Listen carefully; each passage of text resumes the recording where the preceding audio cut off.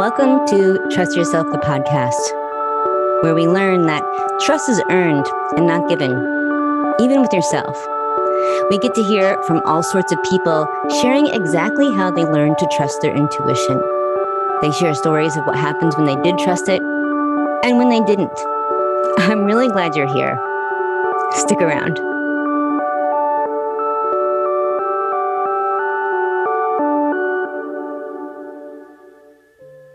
I couldn't be more excited to have Bess Matassa on the show today. Gosh, it's always a joy to speak with her. She is a New York-based astrologer and tarot reader, author, and teacher who serves up mystical self-inquiry with a side of play, poetry, and pop music. When not busy combing the cosmos, she can be spotted sporting hot pink lipstick while wandering deserts and tropics. I think you're going to enjoy this one. Welcome. It's been too long.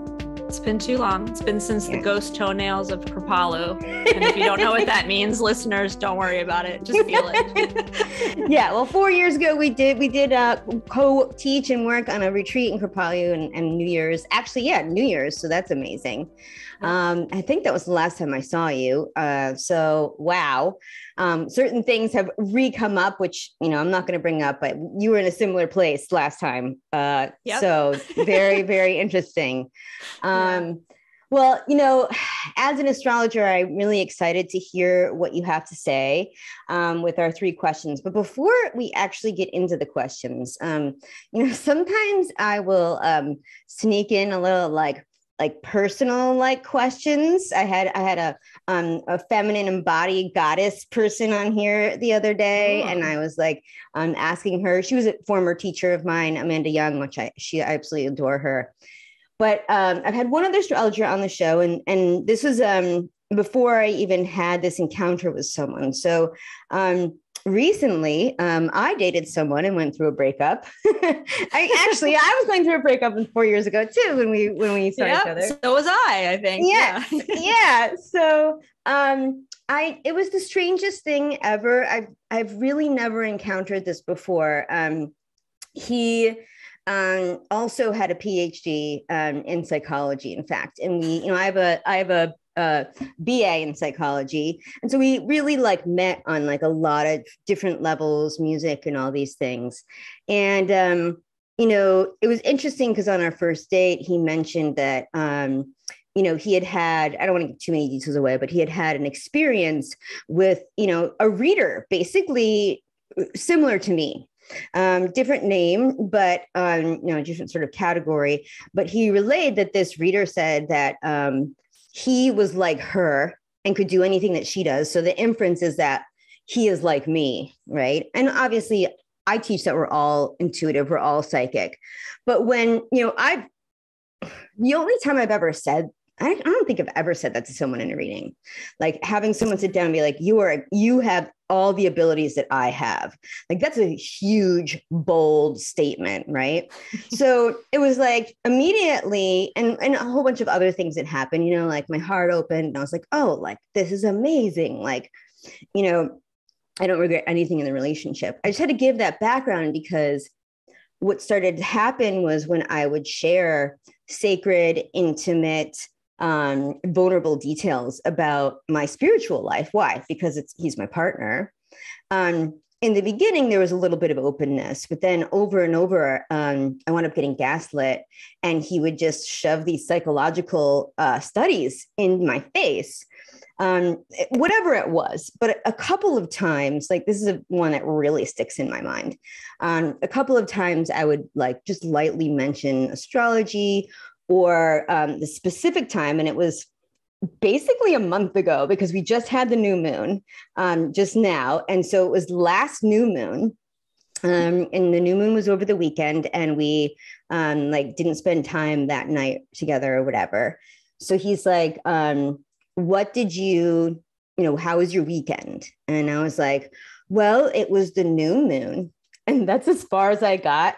And he goes, well, the full moon and new moon have no control over human behavior. There's been studies, and he's already told me about that study a couple of times. I love how you're laughing. And I go, okay.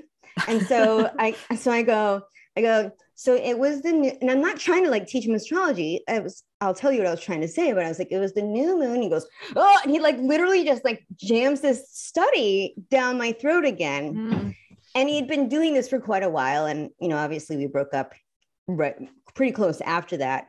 It got to the point where I said, I don't care. I like literally was like, okay, I hear you. And I don't care about that study. You asked me what I did over the weekend. So it was the new moon. And when the new moon is here, it's a time to go inward and look at the darker, shadowy parts. And so I went and did some of that. And I was grieving and mourning the loss of my family. Now, to be honest, if you're a loving partner, like regardless of whether or not you believe in astrology, like that's something that you want to be loving and supportive of because it's healthy. But to anyone, I don't think anyone listening to this show is of that ilk, but I'm sure over your time you've had some kind of encounters like this. Like, I'm not asking you to go like tit for tat with this person, but like, what is your response to that stuff? Yeah, it's funny, Betsy. I think in my younger sort of pugnacious, is that the word? Pugilistic, my fighting days, you know, I would be really eager to sort of serve this person, serve this person something.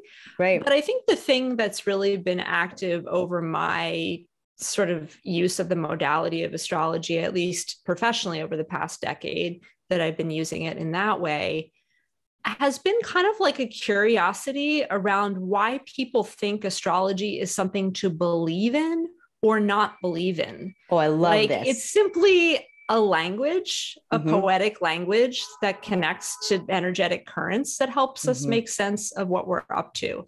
And it's either helpful and useful to you or it's not. And people like the threatened like place of being on this binary where it's either science or religion, or it's either like we can bring it and prove it and see it, or we can't. And it's like some faith-based insanity, you know, here to like bring us our fate. And I think what astrology actually presents that makes a lot of people uncomfortable is that it's superliminal.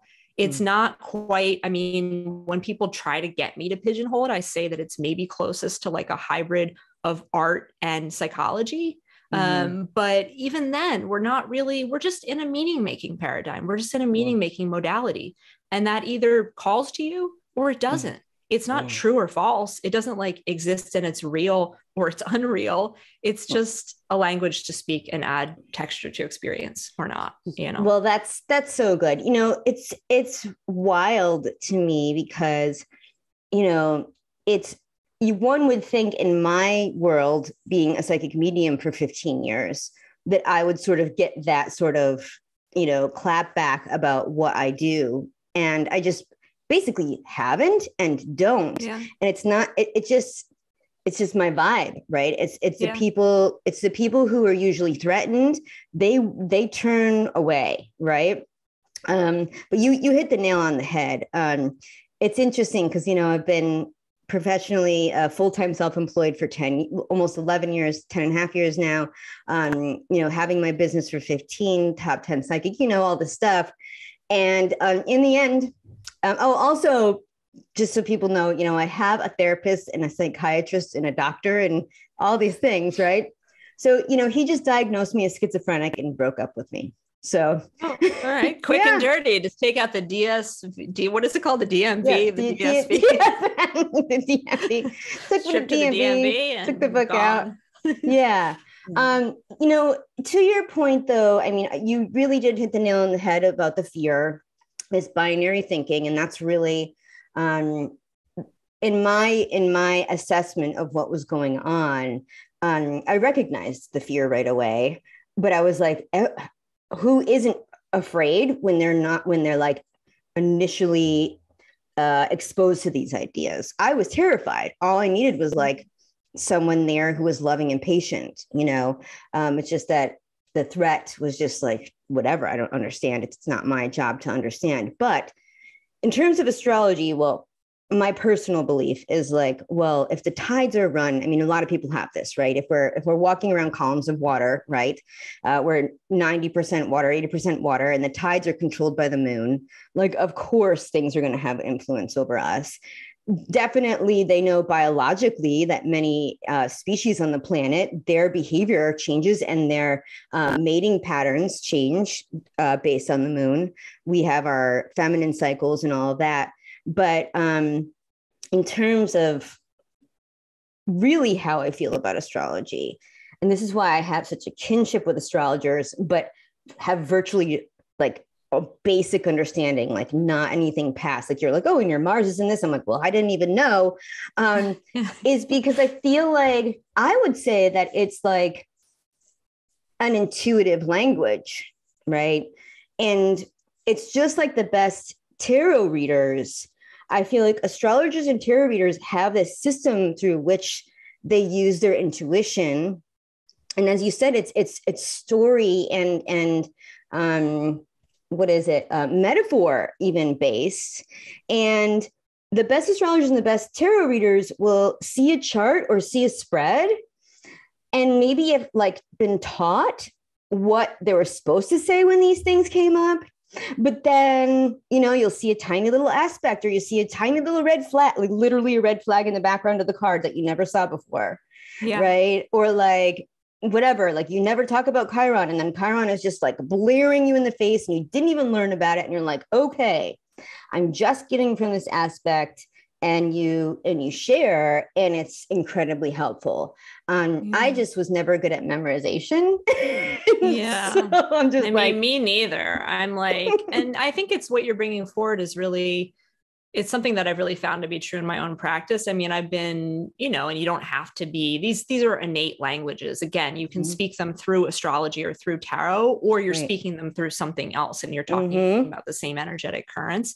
I happen to have had these modalities in my life from the time I was quite young. I was, connected with astrology around like 9-10 years old, and tarot like soon thereafter in middle school. And what I've really noticed, and as a reader, like doing, readings my whole life reading, but then doing readings professionally for the past decade, is exactly what you're saying. Like, I'm totally off-roading now. Like I wasn't ever formally trained. Nobody ever formally gave me the languages of this. I'm not like certified in, whatever. These are just sort of lifelong, speaking engagements, the same way that someone, becomes a native speaker by living in wherever they live. And maybe they're not, like qualified as a, teacher of comparative literature in that language. But what I've really noticed is that like, I don't, and I think that there's a lot, we could really get into a lot around like why astrology has become so techie.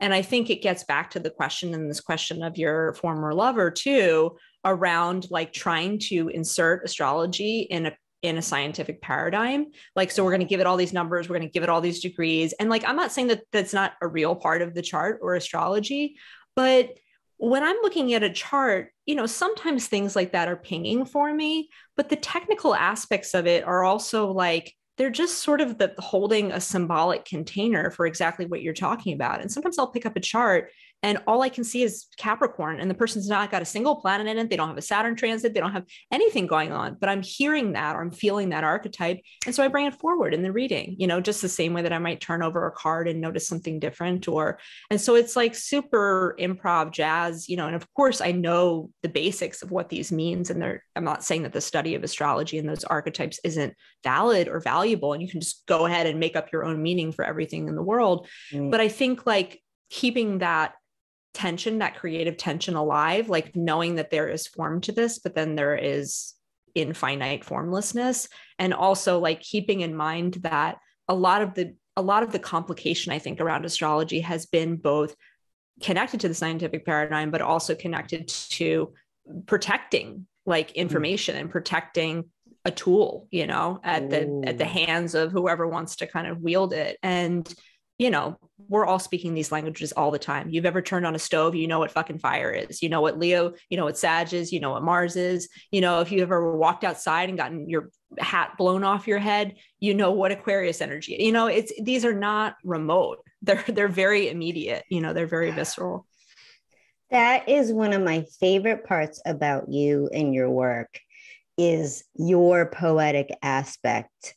It's just somebody wrote me an email the other day and they're a fantastic writer. And basically all they were saying is like, thanks for your email. I'd like to be on your show, but maybe in the spring because my life is going through a transition. And that's how I would write it.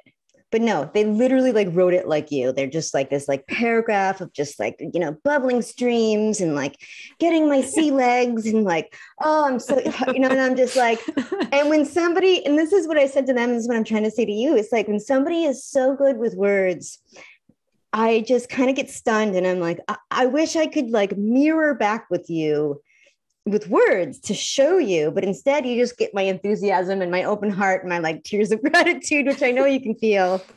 Sure. Yeah, I've never heard anyone describe, you know, the elements and signs so practically, so beautifully. Like anyone who didn't know what wind and Mars feels like, you know, or like, you know, Aquarius and Mars feels like, you now you're like, okay, right, this makes sense. So if you haven't made sense of astrology, definitely give Bess a follow. Give me a call. Yeah. And get a reading perhaps. There's another aspect that just gets me so fired up and excited about what you said. So this is something that comes up on the show a lot. It's something that's in my life and teachings a lot. As you mentioned, this logical scientific world that people are obsessed with, and they're desperately even trying to cling to more, even though it's not working. Because of that, intuition, astrology, tarot, whatever it is, shows up as itself as a contradiction. So when you described it, you're like, well, it's getting super technical because people are sort of wanting to like really just lock it down and make it black and white and make it binary. Oh, but it's also super technical to like keep those people at bay. Right. You know, and it's like, yeah. Oh, okay. Well, this is a real thing, but at the same time, it's just a way to describe things. Yeah. And it's like, somebody who is stuck in binary thinking, their minds are like exploding and they're like smashing things in their house right now. Do it. They're just like, I can't help it, you know? Yeah, really. And people are like, you know, well, that's a contradiction. Well, it's like, it's only a contradiction in our culture. It's not a contradiction in every culture. And it's only a contradiction until we grow to understand it, right? Yeah. So it's a little bit of a jump in terms of analogy, but we can jump there and say, after the Wright brothers flew a plane, their plane was in the air, it had a successful flight. And today in 2022, we still validate scientific experiments by peer-reviewed journals. It was the same thing back then. After they took flight, people published in peer-reviewed journals that it was a hoax and that the physics of flight were impossible. Yeah. I mean, we just look back and laugh now. Yeah. And all of these narratives are culturally and historically like situated as we are situated at different junctures of our own understanding of ourselves. And so I think keeping them really buoyant and expansive, and, you know, I always like, this is a mundane example, but, you know, I've been working with these languages for a long time. And every time, you know, and I'm a writer and I pumped out a lot of cosmic content over the years. And every time I think about like repurposing old content, I'm always like, you know, you have like thousands of pages of work. Why can't you just lift this understanding of Saturn or this thing or this? And I can't, because I'm changing, you know, and because my understandings of this energy change. And like, we think that we want things where we left them, but nothing in life is where we left it, you know? So why would we be, and why would science be? And why would any, you know, and so keeping in an expansive consciousness around these and, you know, letting them speak in the moment that they're speaking to us in the way that they do. That is amazing. That is really great. Well, I have a feeling that you have some good stories and answers to these questions. Now, the first question I would like to go over is like, when and how did you learn how to trust your intuition? But I also, maybe you have something prepared for that, but being exposed to astrology and tarot at such a young age, I would like to know a little bit more about that, because I'm just like, oh, cool. Like, I didn't have it that young. Like, no one exposed me. Like, how did that happen? What was going on? I honestly, I have no idea how I got this into my grubby little hands, but I just remember maybe they weren't grubby. Maybe my hands were clean. Who knows? Mine were grubby at that age. I was in a Yeah, stream, I think I was so. probably grubby. But I remember, I had these like early astrological volumes that I would get, from the library, or I remember like being unleashed in bookstores and finding a couple of things. And the thing that really resonated for me at that time, and I've talked about this a lot in various forms, but as a kid, I was always looking for something that would enhance life, that was like larger than life, that would layer itself upon life. I was a super romantic kid, and I mean that in a grand sense of that word. I was always looking, it was like very moon, I have my moon in Leo. I was looking to inject things with like grandeur, with like pomp. And so when I found astrology, I was like, wow, there's this whole and I was just fell in love with this classic volume, this DK, Parker's astrology volume, the very classic astrological text. And there were all these glossy pages that took you through the 12 sign archetypes in the front. And I wanted nothing. The whole back of the book was in gray, and it showed you how to degrees. I wanted nothing of that. And I would just go back. I would go back through these pages, and on each page they had a sign archetype, and then they had, one of the 12 signs, and then they had colors that were associated. It was photographs of things like an herb or a city, and so it was like this treasure hunt where I would start to go out into the landscape and be like, oh, does that look like Taurus? Like, is this, creamy treat that I'm eating? Is that Taurus, or is this Capricorn? And so it was like, literally, I was like relanguaging my world through this poetry. And also all I knew at that point was that I was an Aries sun, but I was like, just looking for my Ariesness, and then I would find it in the lipstick, or I would find it in a spicy pepper, or whatever the thing was. And so it was a way to sort of enhance and poeticize the mundane, which I was very much not interested in, being in touch with as a child. And so that's really how it got born, and it was just very like, oh, there's another way to call things by other names. It's just another name, like, and it's not different from life. So it's like the pillow over there is still the pillow, but I might call it Venus as I lean back into it and receive upon it, And so it was just a relanguaging, and that's really how it came through and how it happened for me. And I would just sort of spread things out and look and see what I could call and see what I could find to kind of, I don't want to call it like bring into this system, but to sort of repoeticize the landscape in that way. I just want to say to the audience, don't you want more Bess in your life? I know I'm not the only one. I know I'm not the only one. And this is how what you just explained makes complete sense. It's like you got infused at that age, and like that, this is how you live. This is how you share. This is how you teach. This is how you read. It's incredible.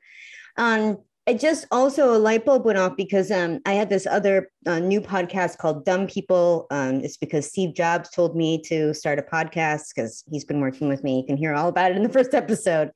But there's an interview from NPR that I used in the beginning, and I didn't even know this was coming. It was basically channeled. The host asked me, like, why do we want to do this practice of like mediumship? And I talk about Helen Keller and how she was dumb, quote unquote dumb, because she was deaf and she was blind. And then finally she got the sign language in her hand, and she realized everything had names, and this world opened up to her. And like, I just got full body chills. What you just described is the world was in black and white. You don't want to pay attention to those black and white pages in the back. You wanted the magic, right? And then you found out that everything in the world has more to it than just a screen print, than just a bookshelf, than just the rain.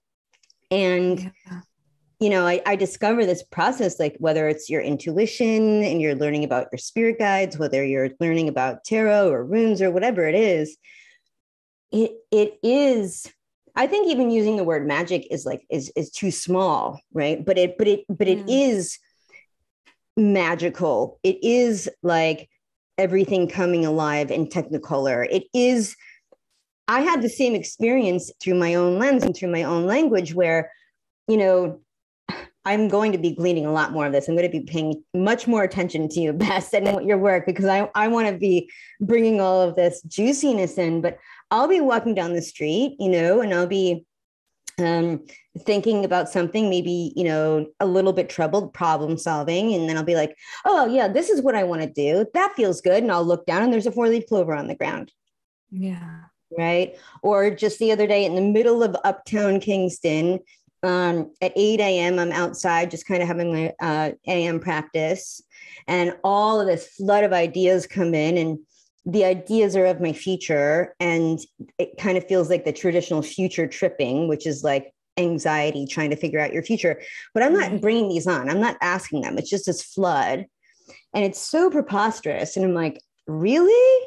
And I look up and, oh, yeah, there comes a white owl right above my head. Uptown Kingston, right? So, I mean, is the world magical? Well, with those two examples, it seems like so. If you've got, okay, so just give me one.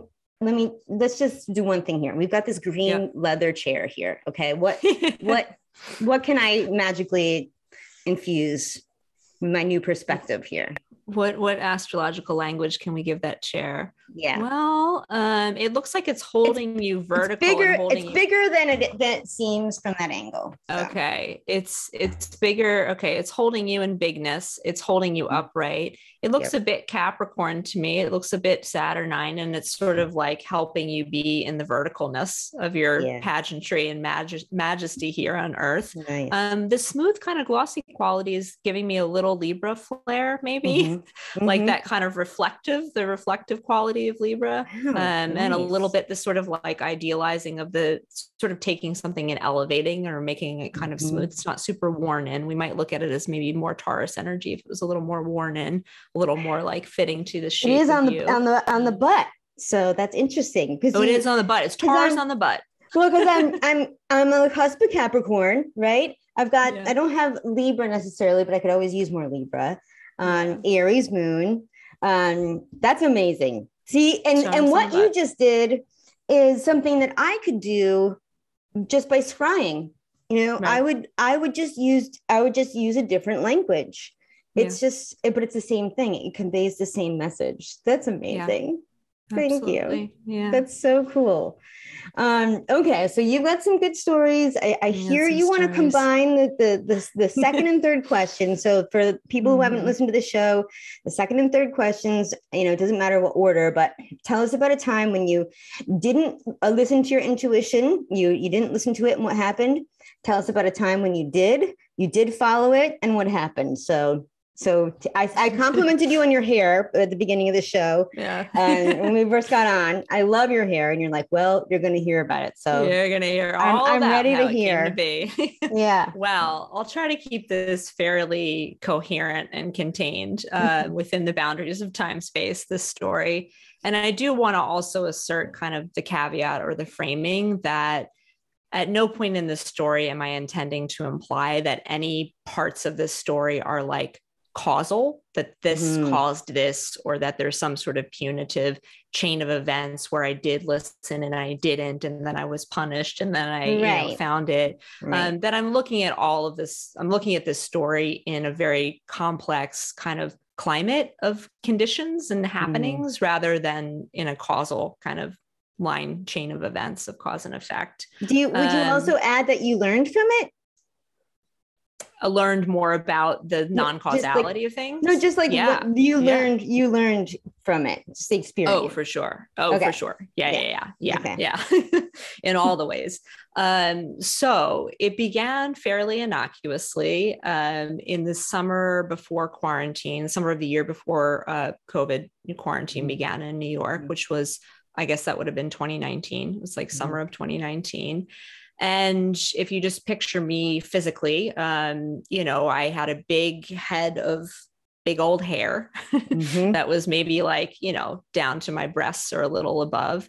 And I'd been quite attached to that in ways that maybe I didn't fully understand, but I had gone through something a few years or maybe 5 or 6 years previous to that, where I had kind of had, hair shedding, and my hair had thinned out considerably, and I'd sort of lost my original Leo moon mane. And That must have been so hard. I've been confronting in certain ways, but it was nothing compared to what was coming in summer of 2019.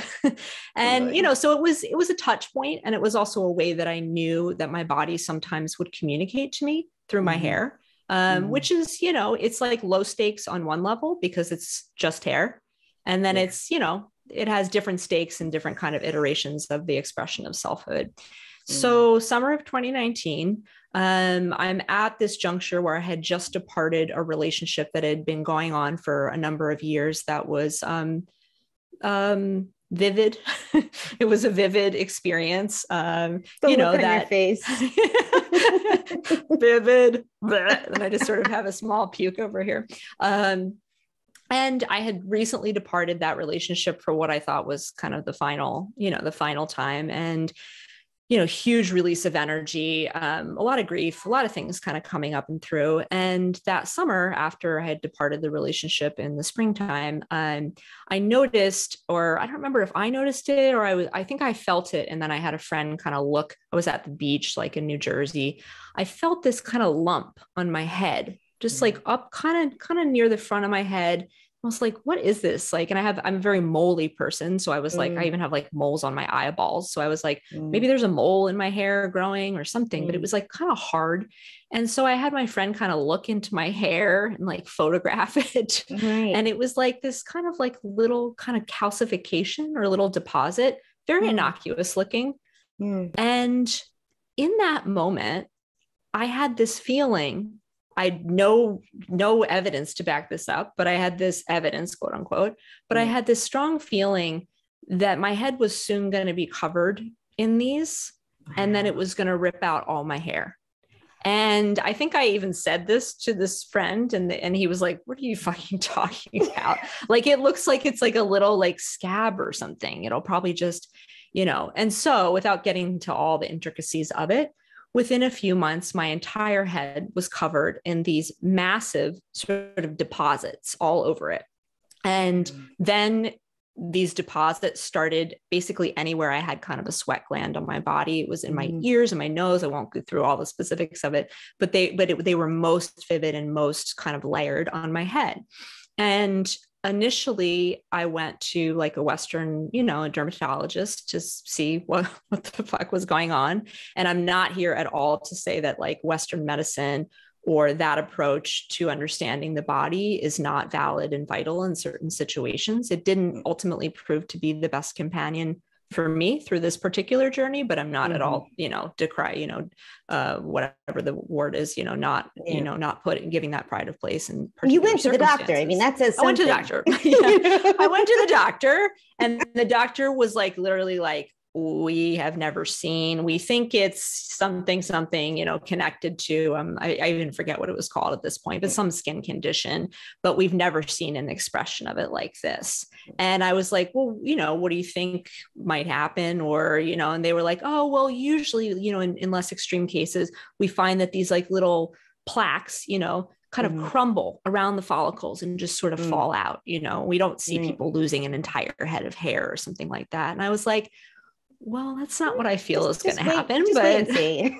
Just wait and see. Well, they didn't wait. There was no waiting and seeing because I departed, because the treatment basically that they were prescribing was steroid injections. I was going to say steroids, super strong steroids. Yep. Super strong steroids. So, without making listeners too like grossed out by this whole thing, they would go in and they would plug me full of needles. It would sort of rip part of these formations kind of halfway off my head. And, it was intended to sort of rip away the problem, quote unquote.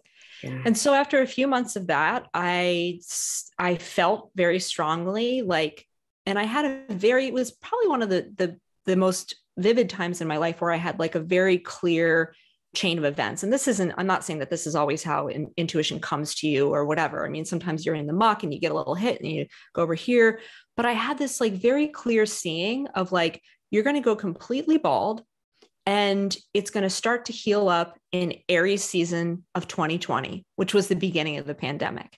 And I just had this feeling, and I had this hit of like, you're not going to go and get, these steroid injections anymore. You're going to go and seek treatments that don't treat it, but just accompany it. So I started, with acupuncture and with some Chinese herbal medicine, to just kind of be with and take the shape of what was happening. And what ended up happening was that very, very slowly, over whatever it was, 9 months, I think it was almost 9 months exactly, which, not lost on me. My entire head of hair was very slowly ripped off, because as these would heal, they would peel off, and I had to sort of do the removing. So it was almost like taking off hair pieces over the course of 9 months. And I had all these visions, and I'm very much a person who's like, historically has been just like, let's get it, do it, Aries stellium, boom, and I couldn't be in that way because I couldn't shave my head and get a like banging tattoo. I couldn't shave my head and get my great wig. I had to wait as these things peeled off my head in the time that they took. And so, it became quite gruesome. And I was, I live in New York City, so I was out in the street every day, and I was wearing head wraps and, coverings for 9 months. I found like an amazing turban maker in Venice who was like making these in Venice Beach, not Venice, but sending me these turbans. Mademoiselle Mermaid, if you ever want any turbans, or she makes lots of other cool stuff too, definitely check her out.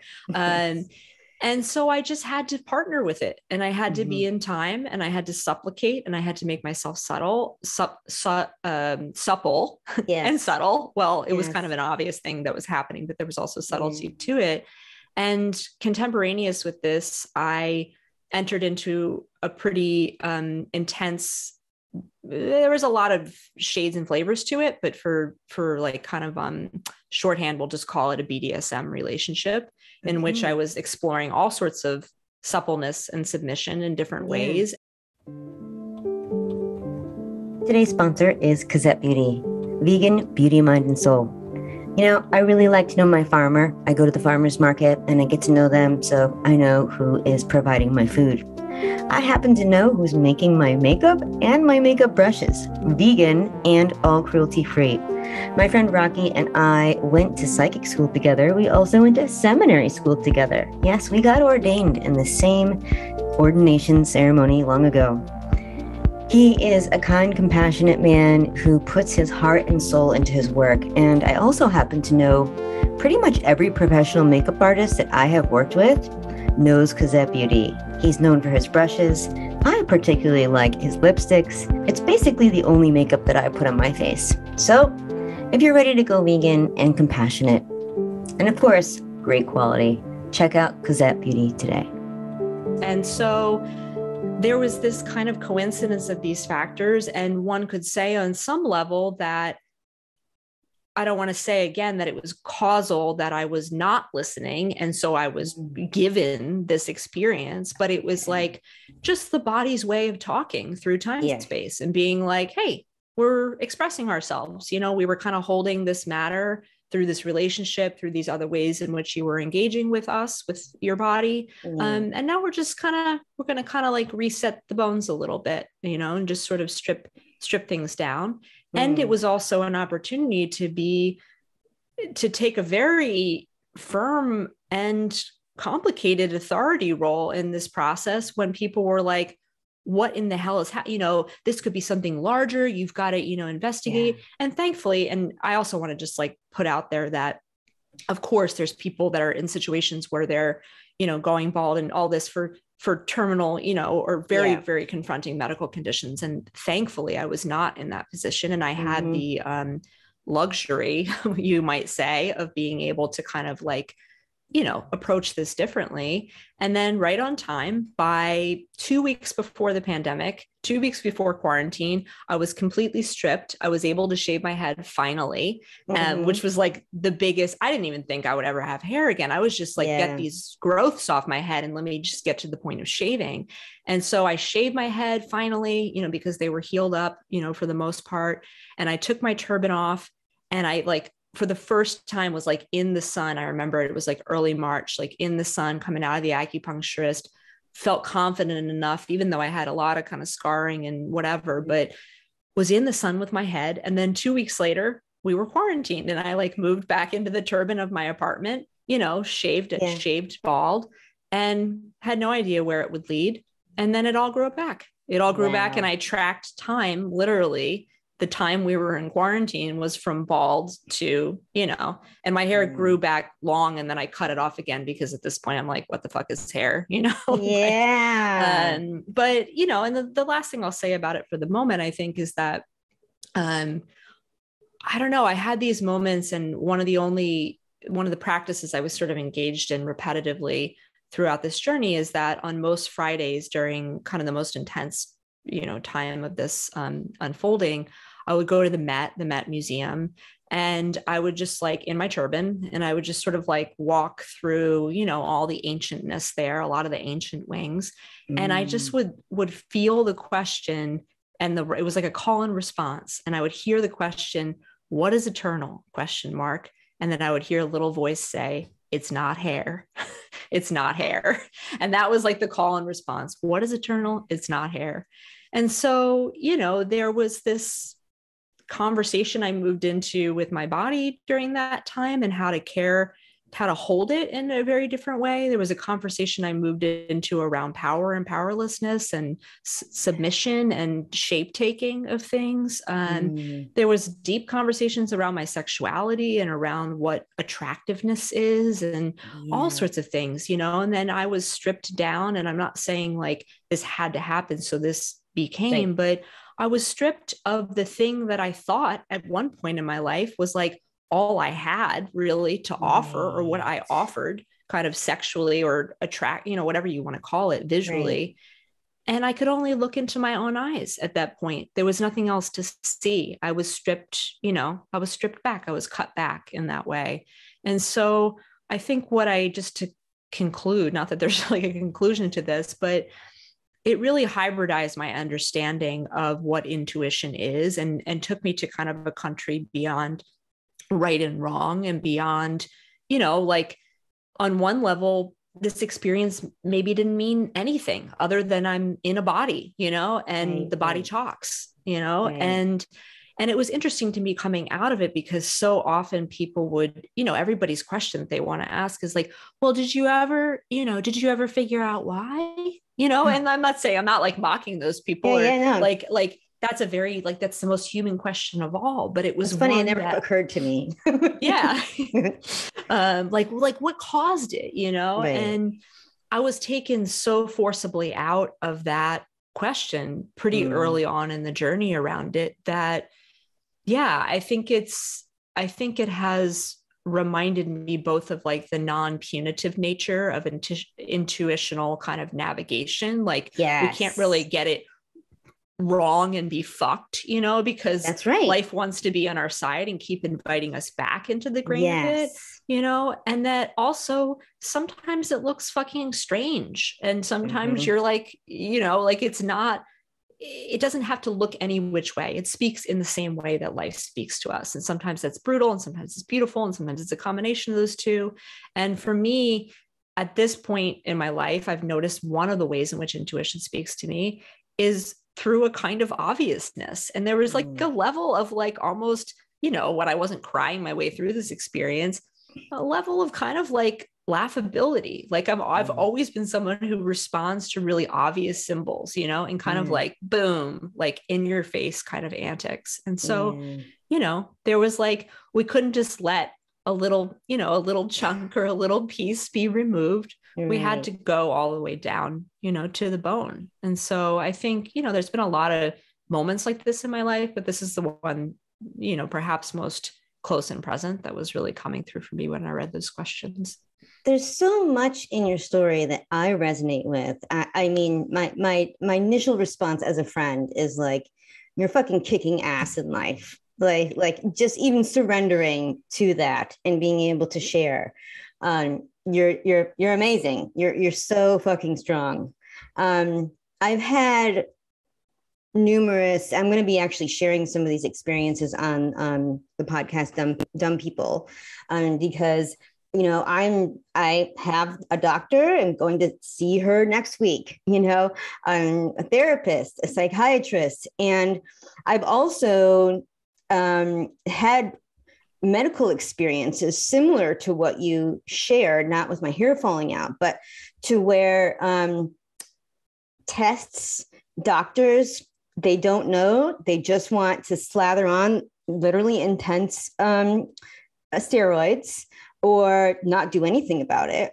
And one time I was like, I have a parasite. And we saw it when I got a, what do they call it? Where they clean out your colon, but as like a therapeutic thing. Not a colonoscopy. That's something different. A high colonic. Colonic. I don't know. Colonic. Well, in the colonic, they saw it. Like they showed it to me, right? And I have been having bowel issues for 6 years since I went to Puerto Rico. And so I come back to the doctor and I say, this is a shortened version. I say, I have a parasite. And of course, if I'm having diarrhea, that you could die from that, you know, if you keep having it. So she's like, all right, we're going to send tests. I was like, I proactively said, what happens if the tests come back fine? And she says, well, then we'll resubmit them. And I'm like, okay, but I need medicine. Right. Yeah. So guess what? The test came back fine. We resubmitted them. Oh, and then Western medicine says you can die from diarrhea, but go on with your bad self with diarrhea because nothing's bad. So I literally went on eBay and got this medicine from Texas and gave myself the intuitive dose of 6 days of it. And it knocked it right out. It was back to being my super regular self. I'm like the part of my French, the best pooper on the planet. Fastest, always solid, great. Went back to that, came back to the doctor, told her about it. And she said, good for you.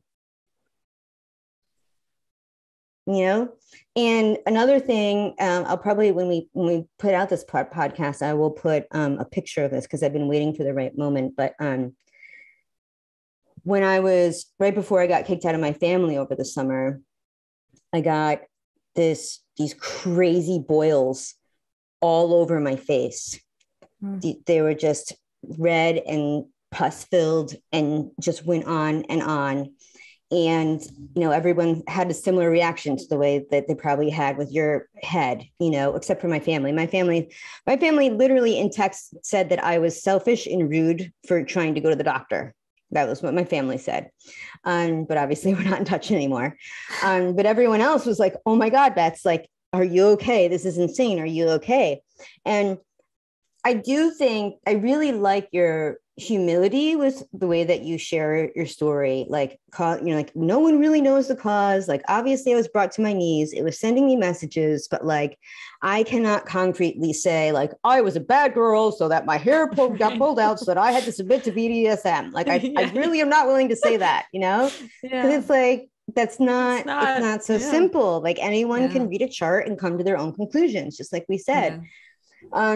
For me, part of my journey, and it's just for me where I am now is really knowing when I know and owning it. And I knew, and I was expressing to the people that loved me, not my family, this was ancestral trauma coming out of my face because for 41 years I had to hide. And this was all of their shit that they were not dealing with that was exiting and exiting and exiting. And I knew that I would be okay. And I actually did not wind up going to the doctor because I didn't want more steroids. I knew that they would give it to me. But I just like you said, like I got these alternative treatments that I knew would kind of soothe and carry me through. And it did clear up. And now my face has permanently changed for the better. Have you noticed a difference in your hair since it's grown back at all? Well, when it first grew back, it was like little baby hair, you know, it was like, it was brand new. So the texture was very different and, you know, and it it looked different. It looked kind of darker in certain ways, maybe not even just color wise, but it was sort of a more saturated version of itself. You know, now I find that there is quite a bit of residue. Like I have all these sort of crazy kind of marks and channels in my head. So things like, you know, I have all these wild cowlicks where things like shoot up out of my head and, you know, things of that nature. But, you know, there was definitely sort of a feeling of a softer quality to my hair, maybe. And I think it's like to think about these treatments, and it's not like this isn't some prescriptive, like you should go to the acupuncturist, but like really assessing situationally what is needed to support the unfolding of something. I think that was something that really came through for me strongly. And it's like, it looks very particular to the person and very particular to the situation. And like what the form of the holding or partnering with that thing, what it means to walk with whatever the phenomenon or the life event is always different. And I think that's where some of our intuitional, I guess, responsibility comes, because one day it's going to mean maybe getting the steroids for something. And one day it can mean, you know, letting it explode out of your face and clear. And, you know, like that there isn't this like one and done. We like figure out how to access our intuition, and then we always know how to prescribe it. And then off we go. It's like, that's just the beginning. Like the knowing when you know, and the dropping in and all of that, it's just the beginning of a fucking wild ride of having to be with yourself through time. You know, I have the steroids in my drawer, right? I still have the inhalers. Like you know, like this is, people should know, like I really do. I think they don't always have equal weight, but I think if we're to, from my perspective, I even out the scales. It's Western, it's Eastern, it's intuitive. But like you saw me well up, your intuitive responsibility. Like the other thing that really resonated with me, you know, you were talking about, I mean, that's super major, what you're talking about with your head being covered with these calluses and your hair being ripped out. And literally, I'm just coming out of something that my body was psychologically, I'm doing pretty well. Again, I have this whole care team, but my body is in shock from the trauma of losing my entire family. And in fact, it's this intuitive reader and healer that's going to be on the next episode that's coming over to record. That helped me just through the reading. I'll share in that show, but I was losing weight at a rapid and alarming rate, even though I was eating more than I would need. And, you know, when people hear about this, like their first reaction is like, did you go to a doctor? Did you go to a doctor? Because it actually is really dangerous, to be honest. So I'm not going to like minimize it. But for me, and I feel like our stories are at least in this day and age, perhaps at least shining a light of where we can go. Not saying it's better or right, but for me personally, if I had just run to the doctor in fear, not tuning into what I needed and what was going on, and not done my internal work and sitting with it, I don't feel like, I feel like we would have gotten the answers, you know, that your doctor said, like, we're just going to pump you full of this. Or my doctor was like, no, you're fine. Or as my friend said the other day, we went hiking. I just saw a bunch of sparks. So like, we're right on target with what I'm about to say. My friend said, you know, I'm going through this because literally I was kicked out of my entire family, right? So I have no biological family. And in fact, when they do get in touch with me, they act as typical flying monkeys. It's actually a term where, you know, they're just carrying out the bidding of the Wicked Witch, right? So they're really kind of acting like they're nice, but then they're just really slamming me to the ground.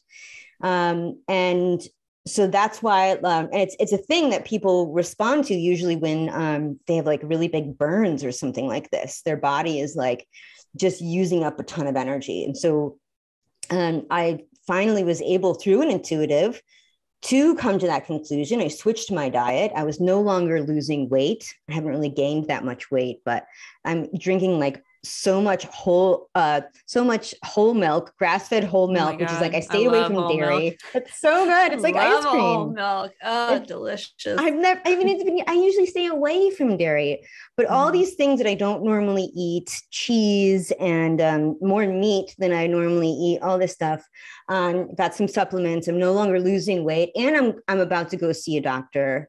But the point is that my friend, she said she had a problem like this when she went through a breakup, and she went and she had to spend like 15 to 20 minutes sharing with a doctor that she wasn't anorexic. And I'm like, that's fine. And that kind of makes sense. I mean, I think from a Western perspective, as a professional, you come in and you see someone who's just getting skinnier and skinnier. But for me at the time, like I'm strong enough now, but at the time, this is very, very, very true. I would have come off sort of like Britney Spears did, and when she came to the court, right? And anyone who's been gaslit or abused for that long completely hears her. But a professional or somebody who has not experienced that, or an abuser, is going to be like, she's insane. Yeah. And I'd be like, no, I'm coming in here because I'm telling you I'm too skinny. Like, that's why I'm coming in. I need help gaining weight. And it would have had the effect that is actually causing me to lose weight, which is people not understanding and people not listening to the subtleties and people assuming and projecting. Right. And so now it's the same thing with that parasite, right? Like, without being armed with that information, I would still be having diarrhea today. Yeah. Right. So I do think that that I love what you said, our intuitive responsibility, that we get to work together. My new therapist, when I signed up with her, I asked the secretary, I was like, what is her background? And she just went over this whole like plethora of information. And then she was like, and she likes story therapy and art therapy. And I'm like, oh, fuck yeah. And she believes that you are your own expert and she's just here to listen. And I was like, sign me up. Sold.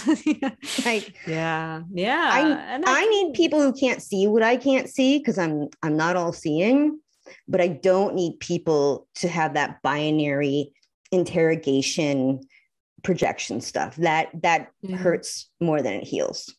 Yeah. And that, that kind of like you armed with, your intuition or whatever it is. I mean, that responsibility, it's again, like, and we've been speaking around this, like, it's not always super sexy. You're not just like flowing and letting, and standing on the top of the mountain and it's all in the clarity and the lightning strikes and the whatever. You're down in the dirt of life, the stuff of life, and you're navigating on the ground, and I think for me, it's like one of the things just coming out of this experience, but generally with the intuition too, is like, you can't, and I'm sure lots of people have talked about this on the podcast, and this is no like big revelation, but the feeling that you have to listen, like you actually have to listen, like you don't have to do anything, but like this feeling of like wanting it to come when you want it to come, or in the way that you want it to come, or like, show me a sign, or like, give me a, and like that kind of feeling. And it's like, sometimes that happens. Sometimes like I'll make a demand and there's something, that arrives because that's the particular shape of the journey of that particular moment. But, often it's like nothing, it's like crickets, or it's like something arriving in a form that you have no idea what it means. And then you take a step in that direction and some other meaning is revealed and some other meaning is revealed. And also like holding both the meaning and the meaninglessness of it, like holding both of those things in conversation with one another. Because on one hand, like I was and in the early stages of this bodily experience, I had a lot of hits about what the meaning was, and a lot of words around that. And then by the end of it, now it's like when people are like, well, what was that really about? Even if it's not the question of why, like what do you think the meaning was? I've basically forgotten. I mean, I've forgotten intellectually, but it's deposited somewhere. And so I think being able to like hold meaning in different ways too, that aren't. You just demonstrated partially. I mean, I'm conjecturing, okay, with this. So what I get from what you just said, sorry to interrupt, is part of the message was becoming more soft, and it's almost like what we were saying about the technicality of astrology becoming much more like, and then this little tiny aspect and this, and I can be really explanatory about this, right? And it's like, now you're just like, who cares? Like, I'm feeling good. Yeah. It's like, that's the whole point. Yeah. Feeling sensation, feeling a little this sensation, feeling just like a little animal, a little soft animal, you know, navigating. Who said there's some poem about the soft animal of your body? I don't know who it is. Maybe it's Rumi. I don't know. But yeah. Very and I think it's like, you know, if I'm really, really honest, like, and I know this is different for everyone, you know, everyone has a different journey around what we might call willpower.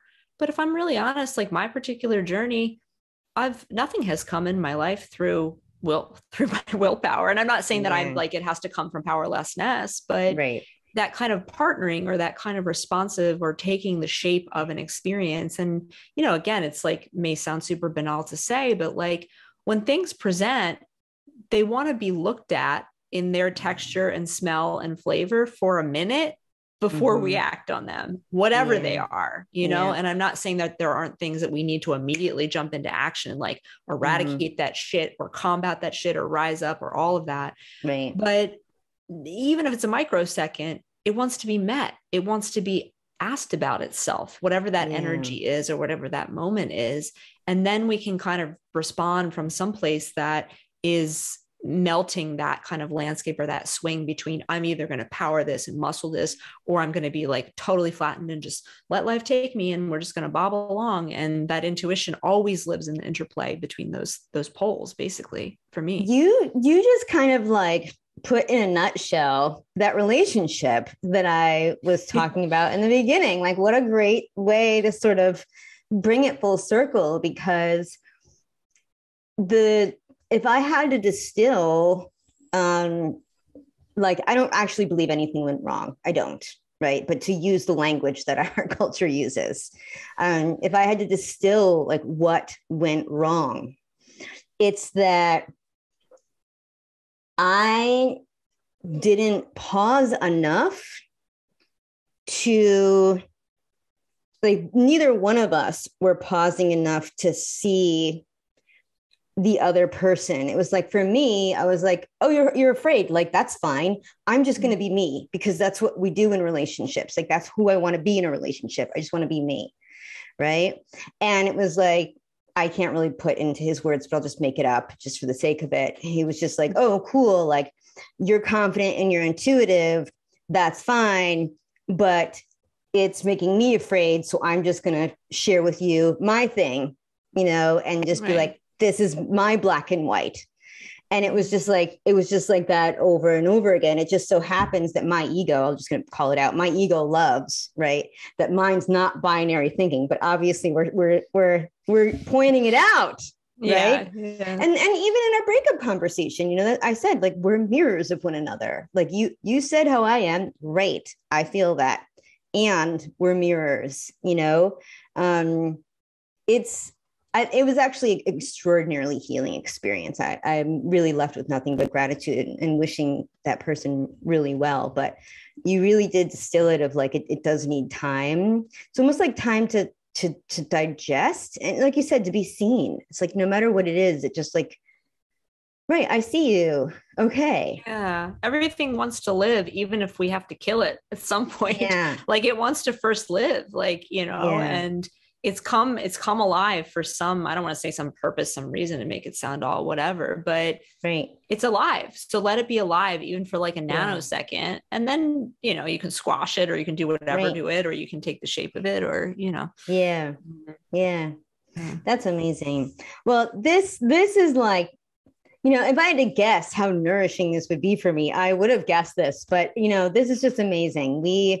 We have to spend more time together. That's my request. There's no have tos, but more ghost toenails. Ghost toenails yes, for all. life will bring us together, I'm sure. Yeah. And what is the best way for people to reach out to you if they want to get in touch or follow you or get more of you? I'm not a super connected like Instagram. I'm on there every once in a while, but the best way is just to reach out on email through the website. Okay, great. I offer your standard issue kind of astrology and tarot readings, and then different kinds of mystical mentorships that can take the form of sort of cosmic consultancy over time about different aspects of life, and also teaching astrology and tarot. And your book. We have to talk about your book. The book. Oh yeah, the little book that could. Yeah. So my latest book is out now. It's called The Numinous Cosmic Year. It's a guide through the energies of 2022. Yes. I had a real, because I was like, if you know anything, people know about like the book writing process, like things are happening like on a huge lag. So I was writing the book in 2020 about 2022, which was super fucking trippy. Yeah. But it's about the energies of 2022, month by month, the sort of astrological energies, and both about the specificity of this year and, different transits, different things happening, but also offers kind of an evergreen sensibility to these seasons. How does January kind of function in the cosmos? How does February function in the cosmos? And, there's sign by sign tips, there's little astrological know-how, there's scents that you can play with and colors and all of that good jazz. And that can be found wherever books are sold. And I got a couple other books out floating in the cosmos too, that aren't time specific at all. A book on Leo energy, a book on Virgo, and then a beautiful deck that I collaborated with Ruby. I have that deck. It's amazing. Yeah. Super cool to start to kind of play with the energies of your chart and lay out cards. And I think I'm the only person named Bess Matassa who is living at this point. Okay. So if you just Google me, you will find me, for better or worse. I'm like, thank God the internet didn't exist when I was like a teen and like early 20, or it did exist, but a very rudimentary form, because there'd be traces you would not believe.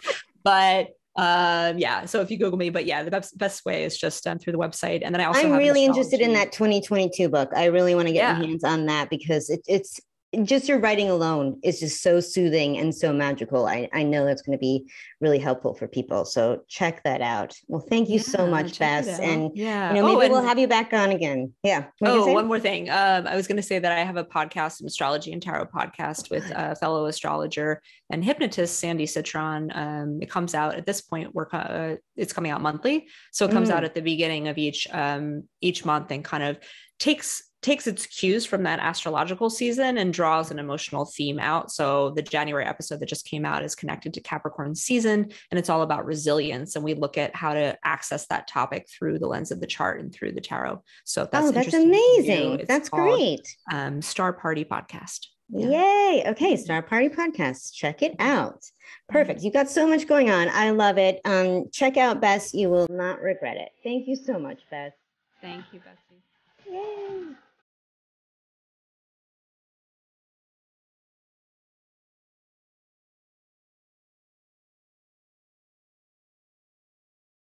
This episode of Trust Yourself, the podcast, is created, written, and produced by me, your host, Betsy LeFae. Music provided by the amazing and generous Ben Talmi. Thanks, Ben.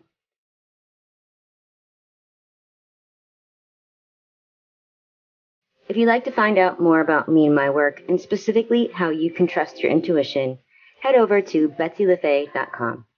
Thanks again for being here. See you next time.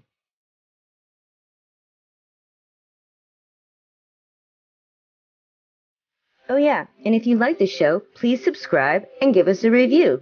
It's one of the best ways to help us get the word out to other people like you. Of course, if you know anyone else that would find this podcast helpful, pass it along to them. Sharing is caring.